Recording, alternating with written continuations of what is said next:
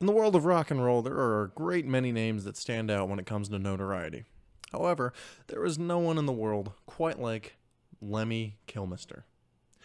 He is one of a kind, with no other man like him. He is a man who lived so long that he saw the Beatles play live, and he was a walking testament to the history of rock and roll. A man who probably snorted half of Peru with the amount of coke he had done. The man who had the best voice in rock history, and is arguably the best bass player in rock history. He had an iconic dress style, and one of the manliest men to have ever walked this earth. As said in the film Airheads, Lemmy is God. Ian Fraser Kilmister was born on Christmas Eve, 1945. His parents separated shortly after he was born, and he moved in with his mother and grandmother in Newcastle upon Lyme. Then they moved to Madeley.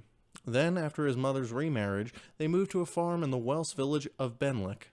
There he earned the nickname Lemmy, and it was later suggested by some that the name originated from the phrase, "Lemmy a quid until Friday," because of his alleged habit of borrowing from people to play slot machines.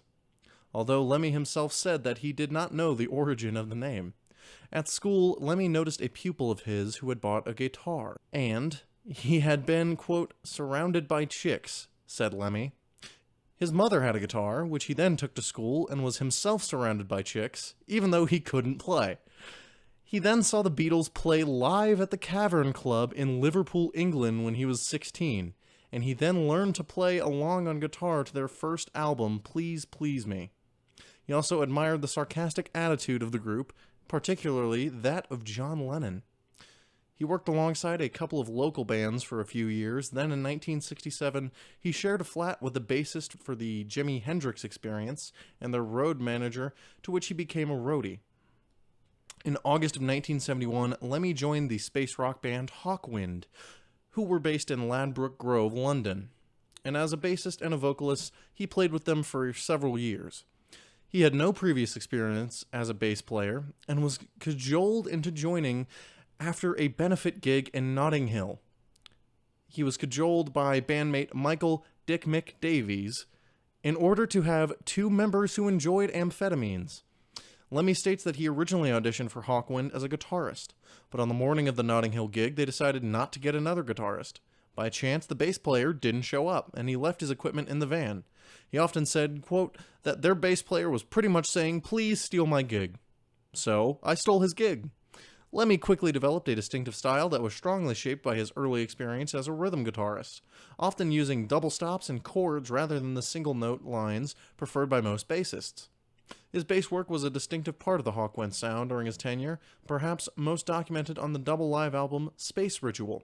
He also provided the lead vocals on several songs, including the band's biggest UK chart single, Silver Machine, which reached number 3 in 1972. In May of 1975, during a North American tour, Lemmy was arrested at the Canadian border in Windsor, Ontario on drug possession charges. The border police mistook his amphetamine, which was then legal. They thought it was cocaine, and he was kept overnight in jail before being released without charges. The band and management were concerned that his arrest might stop the band from crossing back into the U.S., even though he had been released without charges. They were also tired of what they saw as his erratic behavior, so they decided to fire him. After his time in Hawkwind, he formed a group called Bastard with his friend Larry Wallace and Lucas Fox.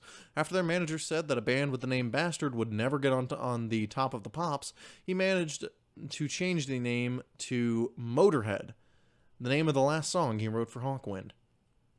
Soon after, Wallace and Fox were replaced with guitarist Fast Eddie Clarke and drummer Phil Filthy Animal Taylor. And with this lineup, the band began to achieve success. Lemmy's guttural vocals were unique in rock at the time and were copied during the time when punk rock became popular. The band's sound appealed to Lemmy's original fans and eventually to fans of punk. Lemmy asserted that he generally felt more kinship with punks than with metalheads. He even played with The Damned for a handful of gigs when they had no regular bassist. Motorhead's success peaked in 1980 and 1981 with several UK chart hits, including the single Ace of Spades, which remained a crowd favorite throughout the band's career.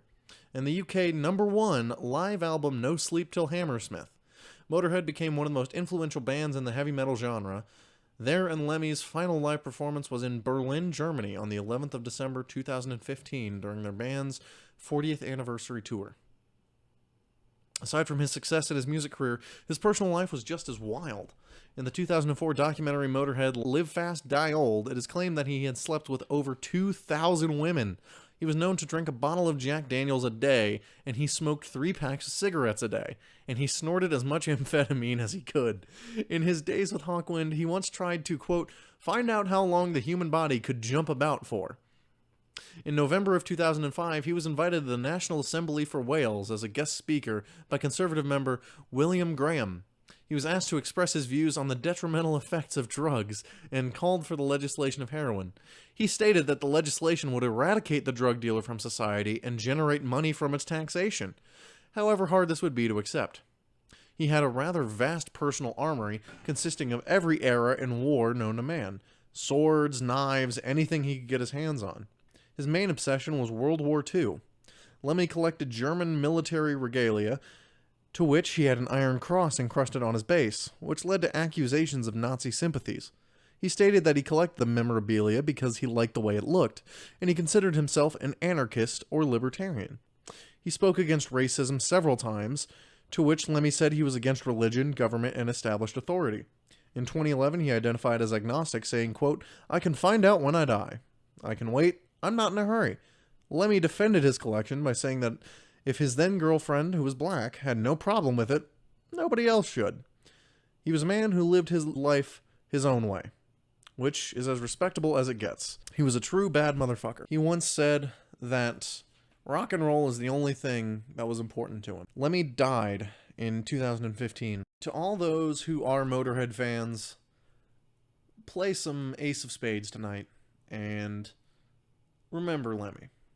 For those of you that aren't Motorhead fans, listen to Ace of Spades, the entire album. Not only because it's a great album, but because it's monumental in the history of rock. And to wrap up the video, long live Lemmy. Please like, share, subscribe, and I'll see y'all next time.